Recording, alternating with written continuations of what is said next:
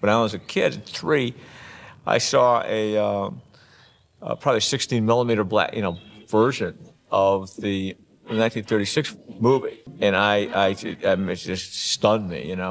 It occurred to me about 1990, and I really felt I wanted to tell this story about first frontier American hero in a very romantic relationship with a woman set against these massive political conflicts. If you imagine a war that's rolling across your landscape with many different sides and many different alliances, that is what the summer of 1757 was. The book isn't that accurate. It actually is a gross oversimplification and almost a childish idea of noble savages and Indians who aren't competent stewards of their land, and therefore it's much better that Euro-Americans own all of their lands.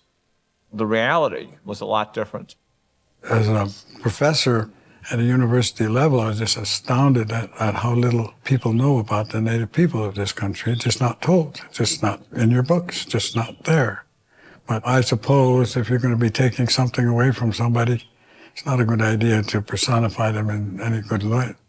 But it's a disservice to the nation, to the people. They should know, just how dependent they were and how much they owe to native people of this country.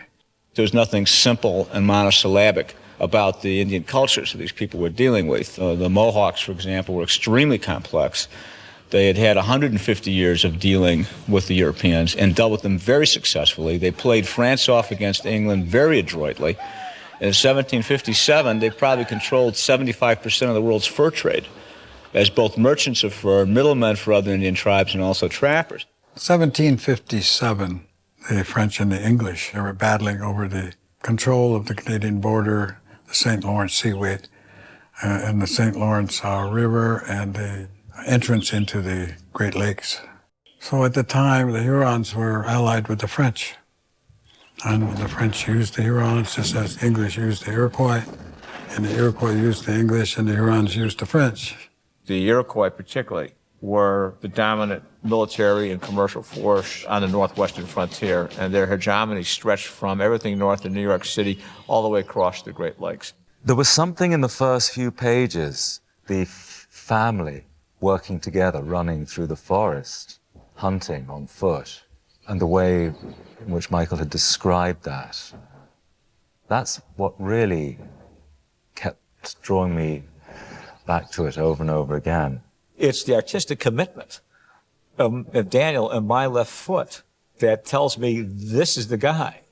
I think every time Daniel read, he was finding something in the character. And I also think Michael, you got the feeling that they were learning about one another. You could sense their relationship. You could see how close they were getting. We tried to capture the quintessence of being Hawkeye, having all the skill sets. Daniel Boone acquired all these. Daniel Boone could go off into the wilderness for himself 8-9 months and hunt, trap, be warm, have 3 meals a day by himself in the wilderness. He takes on the physicality of the character. He went through all of this training, I think, in Alabama, survival training. I used to watch him go for long runs with his gun strapped to his back. And he drank what he used to call cement for this movie because he had to build up so much. I don't mind doing anything. My body doesn't like it. My body doesn't put on muscle. So it also involved eating vast amounts of food, which for me was also a difficult thing. So I found a special forces colonel at Fort Bragg who taught survival to pilots if they got shot down about how to get out of some forest that you might find yourself in. And he's using the same methods that Euro-Americans acquired from the Indians exactly in this period. Michael says to me, I have a great actor. I've already acquired him for this film. I know he is the person that I need, but I also know that he has absolutely no experience. He's never fired weapons. He's the son of a poet. So I need you to engross him into those learned skills that this individual would have as an outdoorsman, a frontiersman, and a person of that time period. You split your wood where the grain is open. See, we've got some split. See how we split it over there? We went to Special Operations Center, and for us, they designed a course which involved also unarmed combat and a lot of weapons. Wherever your eyes are at, that's where your muzzle should be, too. Because if you see him, you can shoot him. Taught him how to use the M16, shotguns, handguns. And as we got him into all these contemporary skills, we were ultimately preparing him for that time when we would progress him backwards. All we want to do is make a little bird nest, please. Yeah, there was a guy who basically lives in the 18th century. I mean, way beyond being a reenactor. That is his life. And he knew everything about trapping at that time, about fire building, about cooking, about skinning animals. There was nothing he didn't know about in connection with that world. And when we met him, he was in perfect frontiers dress of that period. Hand-to-hand combat with edged weapons. That was the nature of war, and came up with the idea of getting an 18th century saber fighting manual, because the blows and the parries with the saber are very similar to a tomahawk. One move leads to another. It's like in boxing, it's the 1, 2, 3 punch. You don't want just one move, you want it to be a combination or a series to where you can accomplish the objective, which usually is to render the assailant incapable of any further assault. For instance, in the knife fight, the vessels are on the inside. On the inside at the wrist, to take a serious strike here, you maybe have a minute and a half. Underneath the arm in a major artery, a half a minute. If it gets you on the carotid artery, less. You're going to pass out in just a few seconds. They found the fastest loader of a black powder weapon on the run, because when I saw that detail in the script, I thought, well, that just is not possible to load a black powder rifle on the run. You just can't do that. But there is, of course, somebody who can do it really, really well. It is intimidating to be in the forest when you're hunting and realizing you have one shot, because it might take a skilled rifleman 1 minute to reload. So you're only going to get one shot. And if you miss that deer, you may starve to death. The work that we did, I was grateful for it. I needed it. And Michael and I together were able to explore a way of life which was real to those people at that time. So I think it comes through the details of discovering a way of life. I could see him changing into that person daily as we would move forward, as he absorbed these different talents and skills. It either has to be necessary psychological background, or it's because it delivers Daniel Day-Lewis to a place where there's no question of confidence. He is Hawkeye. He could do everything Hawkeye could do. There's no wasted experience. If in the discovery of it, you're becoming at ease with it. Finally, it's all about being at ease with the life that you have. In every gesture, in every moment in which Hawkeye is in conflict or repose, how he stands, all of this is manifest. Then comes the second layer, which are, what are your values, what are your mores, how do you view the material world, how do you view the sky, how do you view the land, how do you view real estate? In the culture that Hawkeye's a personification of, you don't own land any more than you own the sky. So you guys get down to the water. It's going to be very smoky in here. The anthropology has to be done almost through the back door.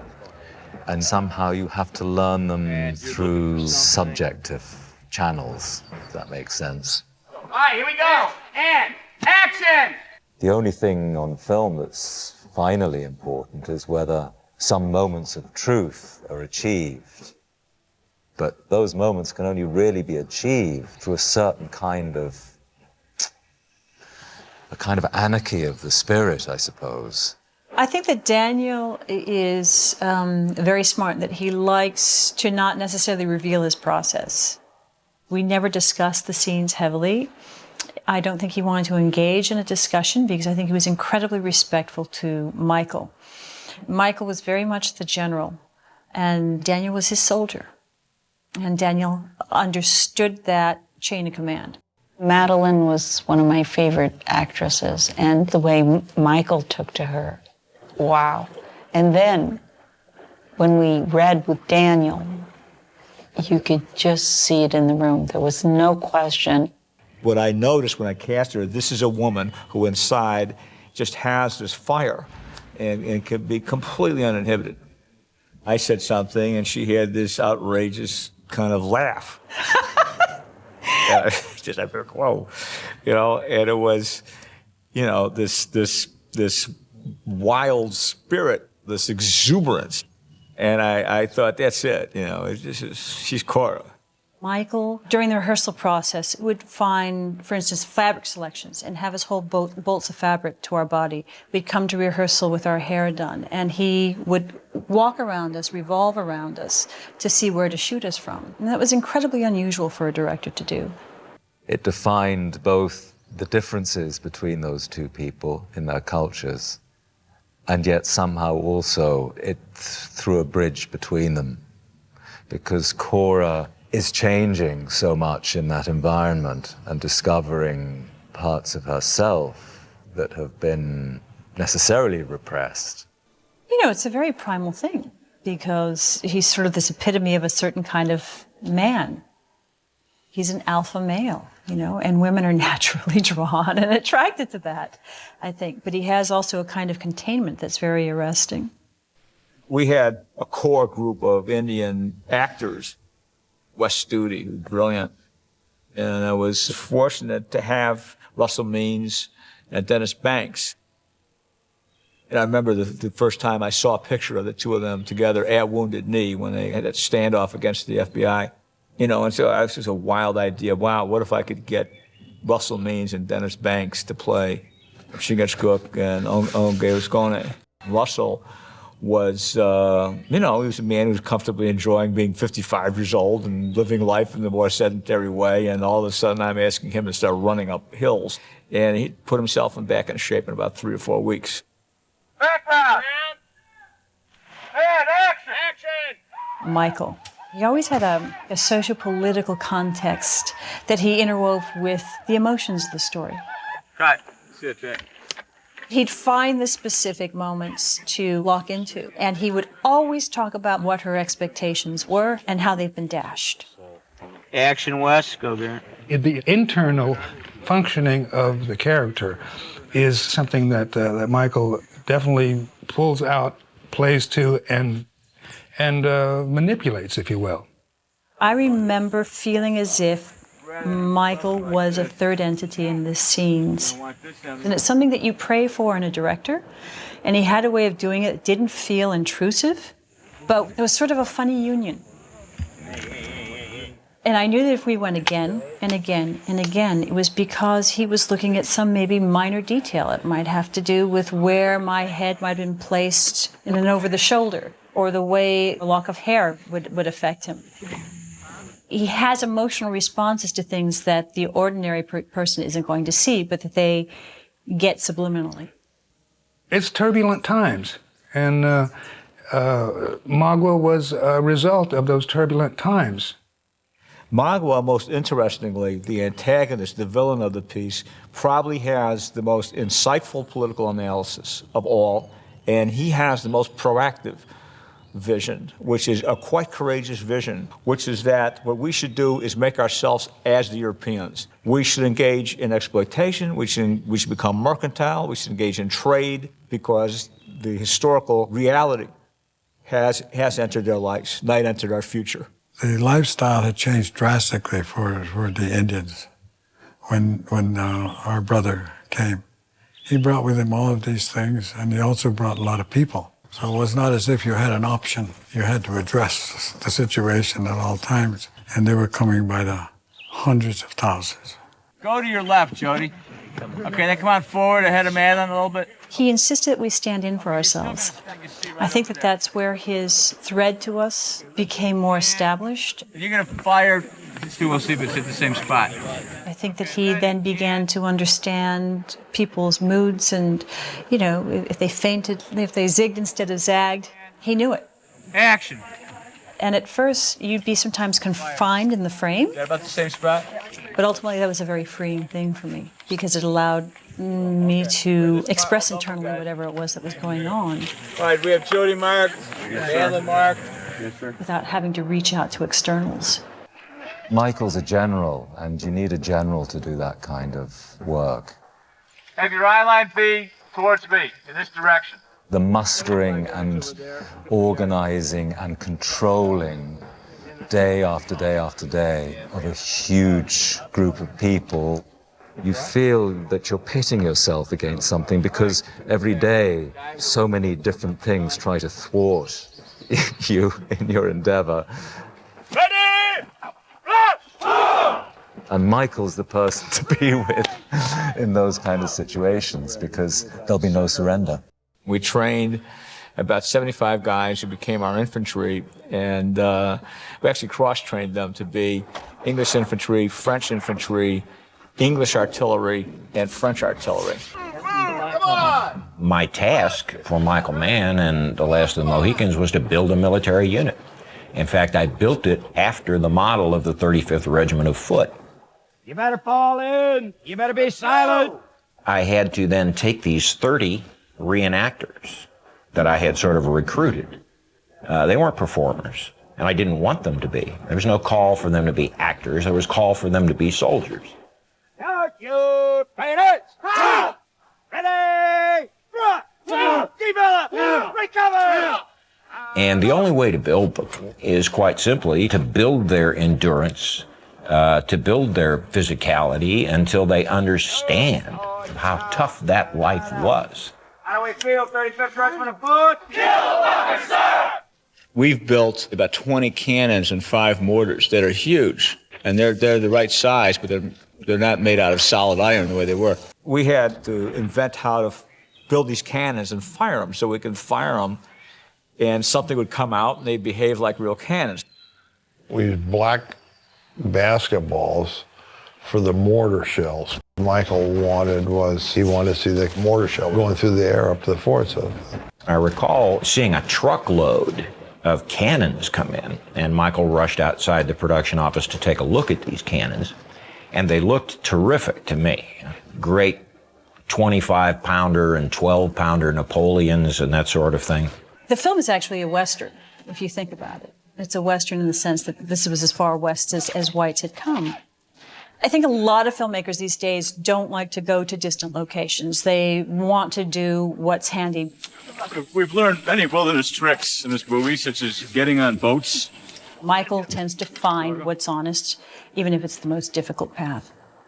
This is before GPS, and so we flew around in a helicopter with a LORAN device that told you where you are in degrees, minutes, and seconds of arc on the planet Earth. So if we're spotting it from the air, now we have to find a way to get to it from the ground. And how do you know you are on this one mountaintop amongst 17 little peaks and valleys all over the place? The atmosphere was heavy, and I remember a sense of suffocation as we landed and thought, we're going into this forest, we're not coming out for 6 months. Because the fort had to be on the frontier, i.e. it's a wilderness fort, that means you can't see roads, you can't see people's boathouses, you can't see contrails of airplanes, you can't see highways. And you had to be someplace forested. That we found it in the Blue Ridge Mountains in western North Carolina. We cleared a 40-acre site. We used much of the wood to build the fort. So the fort was completely constructed inside and out on 3 sides. And it made no sense to build this out of anything except original materials because it was cost-effective and authentic. So the fort, Cameron's cabin, log cabin, was built out of hewn logs. Everything was built for real almost. I mean, Fort William was built for real, with real logs. The homestead was built with real logs. The Indian village was built with the bark of the trees. We even waited till the spring when the bark came off the trees. It was all from Mother Nature. Everything was from nature. Wolf Kroger knew exactly what I wanted to get. That it wasn't just a set. It's not just something you walk through or look at. This is a real place. And he understood how important the detail is because when you're on the set, you believe it. got very rainy, muddy, which is also a good thing because all that mud stuck everywhere. So it was a feeling of reality. You know, once you go in a studio, you're lost. I mean, you try to recreate it, and it's never the same. We did do a lot of research working with some people at the Smithsonian to get the Huron aesthetic and the Abenaki aesthetic and the Mohawk aesthetic to be able to have our people feel, whether it's an extra or a character, feel like they really are an individual who has expression that he manifests in the war paint he puts on, the tattoo he wears, and that he comes from someplace, that he comes from a culture that has the characteristics that cultures truly do have. Need a big one? Yeah. And we generated a set of characteristics that extended from war club design to the way they wore their hair, to the fabrics that we manufactured of every single tribe. It was generated from anthropological research and Catlin's prints from the 1820s to try, in our feeble way, and I mean feeble way, to capture this unbelievable aesthetic. There's a very famous painting called The Death of Wolfe, in which he's lying there, and off to his left is a Mohawk. Now that Mohawk has staggering fabric design and tattoo patterns on him, and we used that extensively. So we would use people who appeared in the left bottom corner of paintings. Michael is always extremely synthetic when he introduces a cinematographer to how to find the language for that particular film, to a point in which, for instance, for Last of the Mohicans, he gave me a couple of books. One was a book on Thomas Cole, the late 1800 painter, and the other one was a book on Albert Bierstadt, landscape painters. They were showing the very tiny human being in the middle of the power and the dimension of nature. In the final scene of the film, we're looking at wilderness, and wilderness is the frontier. And the frontier moves like time. The frontier is conflict between the past and the future. And it's a rolling zone, and it's rolling west in the Americas. And that's what they're looking at the future.